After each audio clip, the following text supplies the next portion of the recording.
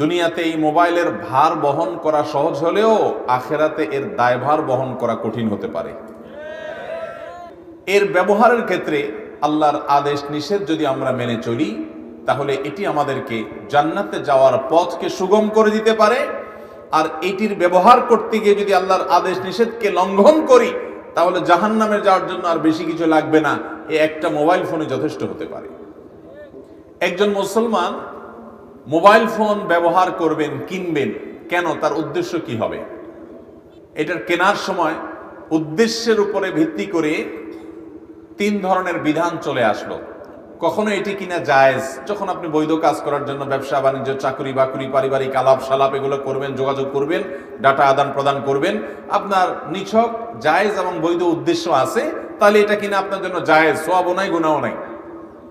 আর যদি এটা কিনে আপনি কোনো নেক কাজ করবেন সে উদ্দেশ্য থাকে, এটা দিয়ে কোনো ইবাদত বন্দেগী ভালো কাজ করবেন এই উদ্দেশ্য থাকে, তাহলে এটা কেনাটা জায়েজ, শুধু না এটা কেনাটা সওয়াবের কারণও হতে পারে। আর এটা কিনে আপনি হারাম কাজ করবেন, এটা দিয়ে হারাম ফিল্ম দেখবেন, মিউজিক সহ গান শুনবেন, বিভিন্ন নায়িকা গায়িকাদেরকে দেখবেন এবং বিভিন্ন অপকর্ম করা যায় সেগুলো করবেন, এই রকম উদ্দেশ্য যদি থাকে, অথবা যেটা বললাম উদ্দেশ্য হয়তো সেগুলো নাই, কিন্তু আপনার উদ্দেশ্য হলো আপনি ভাবসাব জাহির করবেন, সবাই থেকে নিজেকে আলাদা করবেন, তাহলে সেক্ষেত্রে এই মোবাইল ফোন কেনাটাই আপনার এই অসৎ উদ্দেশ্যের কারণে আপনার জন্য গুনাহের কারণ হবে। আল্লাহ আমাদেরকে বেঁচে থাকার তৌফিক দান করুন। নাম্বার 2, একজন মুসলমান তিনি মোবাইল ফোনে যখন কথোপকথন করবেন, কথাবার্তা বলবেন, কল দেওয়ার পর বিসমিল্লাহ শুরুতেই প্রথম তিনি কি বলবেন? সালাম দিবেন। কথা বলার আগে কি দিতে হবে? সালাম দিতে হবে। আমরা বেশিরভাগ লোক দৌড়েই কি বলি? হ্যালো। আরে হেলবে পরে, আগে সালাম দাও। আমরা যখন ফোন করব সালাম দিব, আর যখন ফোন রিসিভ করব অপর প্রান্ত থেকে যিনি ডায়াল করেছেন, কল করেছেন, তিনি যদি সালাম দেন, তাহলে সব কথা পরে সব কিছুর আগে আসতে হবে সালামের জবাব, ওয়ালাইকুম আসসালাম ওয়া রাহমাতুল্লাহি ওয়া বারাকাতুহু। সালাম না দিলে এত গুনাহ হবে না, সালাম না দিলে সুন্নাত তরক হবে, কিন্তু যদি আপনি জবাব না দেন তাহলে কিন্তু আপনি গুনাহগার হবেন। কারণ ইসলাম মানুষকে ম্যানার্স শিখায়, ভদ্রতা শিখায়, সামাজিকতা শিখায়।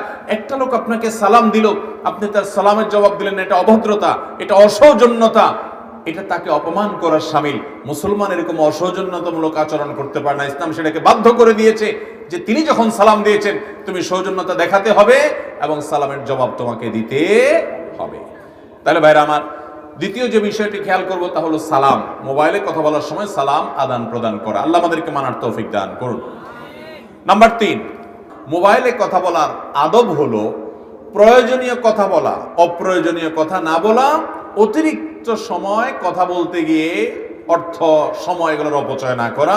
বিশেষ করে আমরা যখন আপনার অনলাইনে যোগাযোগ করার সুবিধা পাচ্ছি, মেসেঞ্জারে, হোয়াটসঅ্যাপ ইত্যাদিতে, তখন দেখা যায় আমরা এগুলা খেয়াল করি না। বিশেষ করে, আরো বিশেষ করে যখন ঝগড়াঝাটি বা একটু কথা বেলায়নে যাচ্ছে মনে হবে, তখন কথা সংক্ষেপ করে ফেলতে হবে, যার কোনো কথা নেই, সাক্ষাতে কথা হবে বা পরে কথা হবে। মোবাইল এটা ব্যবহার করে দেখবেন যে কত ঝগড়াঝাটি, কত গন্ডগোল ফাসাদ, এটা ডাইরেক্টও হয়, মোবাইলে শুধু হয় তা নয়, কিন্তু মোবাইলে দেখা যায় এগুলো যখন হয় তখন আমাদের সময়, অর্থ, অনেক কিছুর অপচয় একসাথে হয়। বিধায় মিতব্যয়ী হতে হবে, এটা আরেকটি আদব।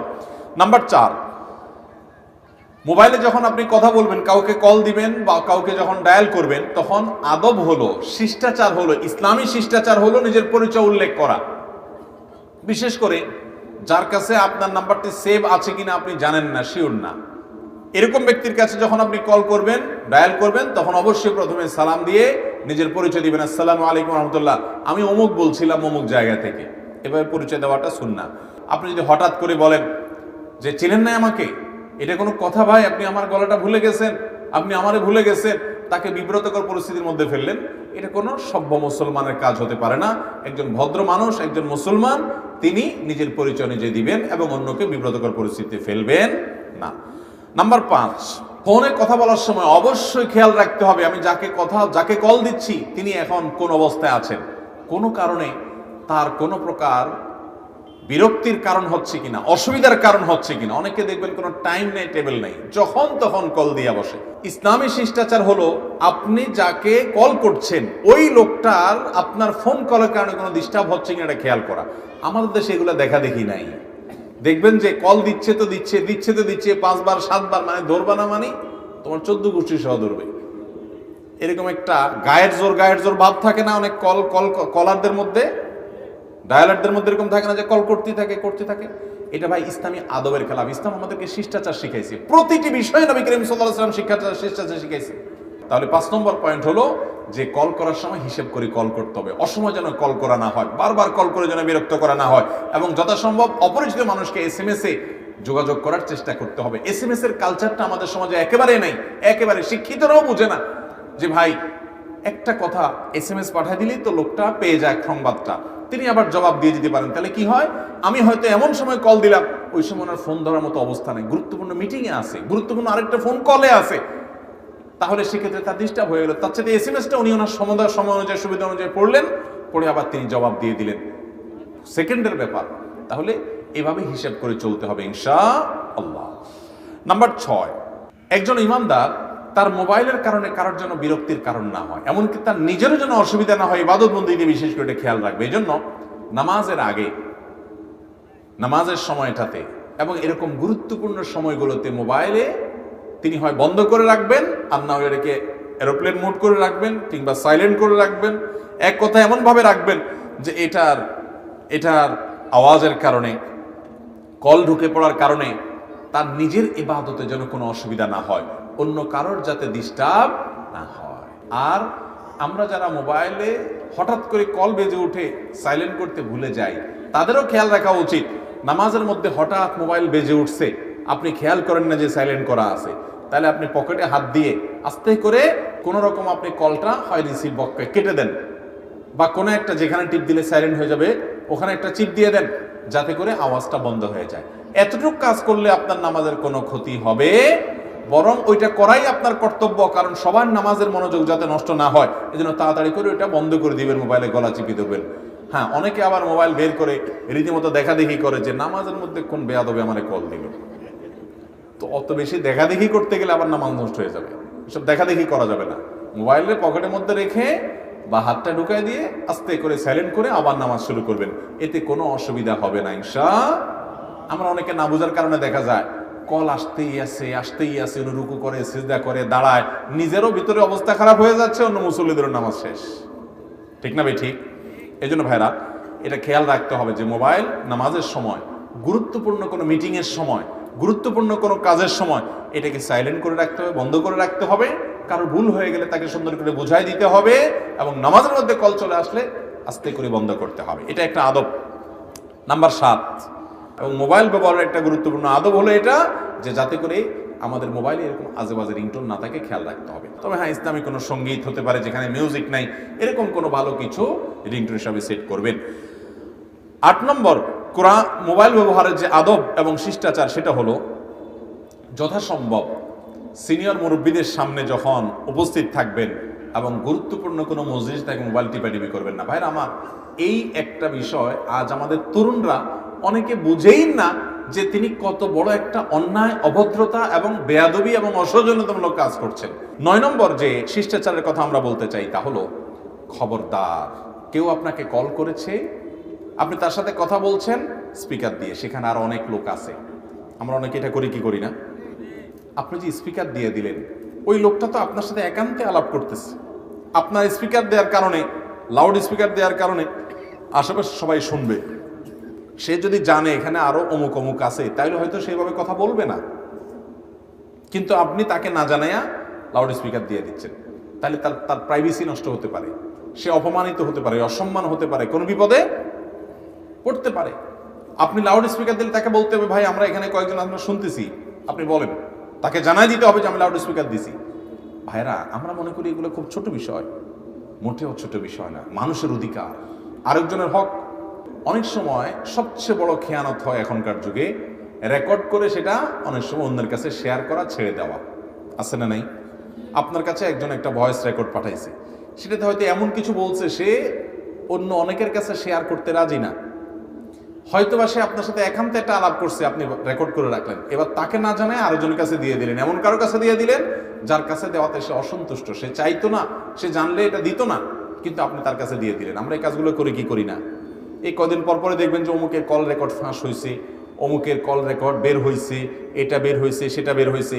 ব্যক্তিগত বিষয় এবং প্রাইভেসি এত গুরুত্বপূর্ণ, ইসলাম এটাকে কোনোভাবে নষ্ট করার অধিকার কাউকে দেয় নাই। তাহলে ভাইরা আমার, নাম্বার 10, ছবি তোলার ক্ষেত্রে যথাসম্ভব অপ্রয়োজনীয় ছবি বর্জন করা, অ্যাভয়েড করা।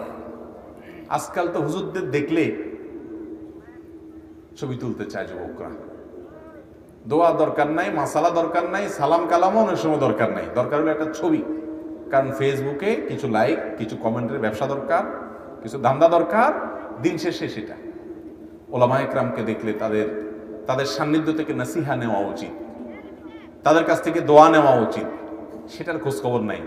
এখন যুবকদের কথা হলো, হুজুর দোয়া করেন আর না করেন, ওয়াজ করেন আর না করেন, কয়েকটা সেলফি দিয়ে যান, খান একটু সেলফি তুলি।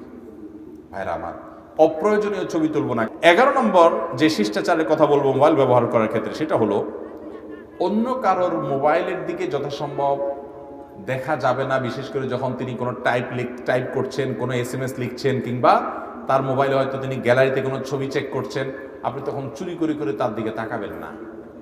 এই চুরি করে তাকানোওয়ালা লোক আছে না নাই? পাবলিক পরিবহনে, বাসে আছেন মনে করেন, অনেকে এই মোবাইল টিপার সময় পাশে সিটালা দেখবেন এমনি করে কানা কানে দেখে, আছে না নাই? এগুলো হলো বদ অভ্যাস এবং দুশ্চরিত্র মানুষের। যে একটা মানুষ তার স্ত্রীর কাছে কিছু লিখতে পারে, একটা মানুষ তার গুরুত্বপূর্ণ কোনো তথ্য কারোর সাথে সরবরাহ করতে পারে যেটা সে আরেকজনকে দেখাতে চায় না, একজন গ্যালারিতে তার ব্যক্তিগত ছবি ইত্যাদি দেখতে পারে, আপনি সেটা দেখতে পারেন না, আপনি তার অধিকার নষ্ট করছেন। অনেকে করে কি, কারোর মোবাইল পাইলে যদি দেখে পাসওয়ার্ড দেওয়া নাই, তাইলে আর ঠেকায় কে? অনেকে দেখবেন বদ অভ্যাস, কারোর মোবাইলটা পাইলেই হলো ঘাটা শুরু করে দিবে, এই ঘাটতেছে, ওইটা ঘাটতেছে, এদিকে যাচ্ছে, ওইদিকে যাচ্ছে, অনুমতি ছাড়া কারোর মোবাইলে যা তা দেখা, তার ব্যক্তিগত বিষয়গুলোকে ঘাটাঘাটি করা, এগুলো জায়েজ নয়। মোবাইল ব্যবহার করতে গিয়ে আমরা এই অন্যায় কাজটা অনেক সময় করে ফেলি। এমনকি স্বামী স্ত্রী অহেতুক সন্দেহের কারণে একে অন্যকে সারাদিন এই চেক করা করি একটা রোগ আছে, এগুলো সংসারে কখনো শান্তি আনে না, অশান্তির দিকে নিয়ে যায়। এই জন্য ভাইরা আমার, 11 নম্বর আদব বা শিষ্টাচার হলো অন্যের মোবাইল ঘাটাঘাটি করা বা তার ব্যক্তিগত বিষয় এসে দেখা যাবে না। 12 নম্বর হলো, মোবাইল ফোনে সবচেয়ে বেশি অপরাধ হয় এই চোখের গুনাহ, সেটা পড়ে হোক হারাম কোনো কিছু, অথবা কোনো হারাম ভিডিও দেখে হোক, কোনো হারাম ফিল্ম দেখে হোক, কোনো অশ্লীল দৃশ্য দেখে হোক, কিংবা কোনো মিউজিক ইত্যাদি শুনে হোক।